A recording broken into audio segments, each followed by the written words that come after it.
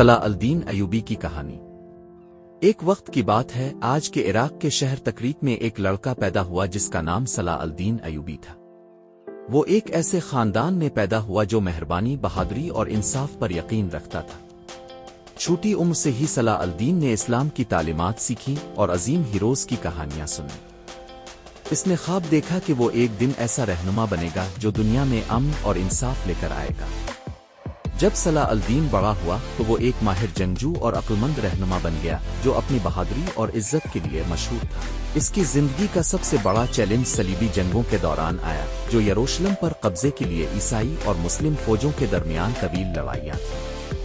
یہ شہر دونوں مذاہب کے لیے بہت اہم تھا۔ صلاح الدین کا مقصد اپنے لوگوں اور ان کے مقدس مقامات کی حفاظت کرنا تھا، لیکن وہ جنگ کے وقت بھی دوسروں کے ساتھ عزت اور رحمت سے پیش آنے پر یقین رکھتا تھا۔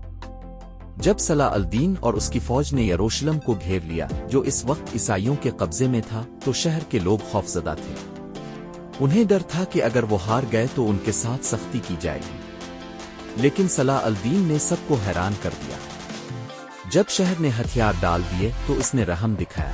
اس نے لوگوں کو امن سے شہر چھوڑنے کی اجازت دی اور یہاں تک کہ غریبوں اور بیماروں کو رقم، کھانے پینے کی اشیاء اور مدد فراہم کی تاکہ وہ محفوظ طریقے سے دوسرے مقامات تک پہنچ سکیں۔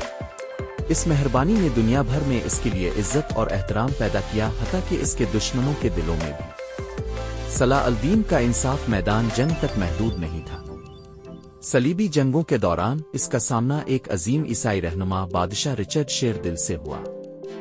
جب رچرڈ شدید بیمار ہو گیا تو صلاح الدین نے اپنا طبیب اور تازہ پھل بھیجے تاکہ وہ صحت یاب ہو سکے۔ یہ حیرت انگیز عمل صلاح الدین کی انسانیت اور انصاف پسندی کو ظاہر کرتا ہے، یہاں تک کہ اپنے مخالفین کے لیے بھی۔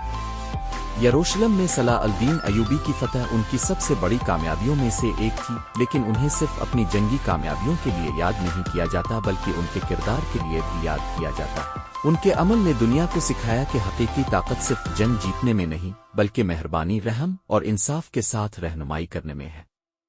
آج تک صلاح الدین ایوبی کی کہانی سنائی جاتی ہے تاکہ ہمیں یاد دلایا جا سکے کہ تنازعات کے وقت مہربانی کی طاقت اور انصاف و انسانیت کی اہمیت کیا ہے۔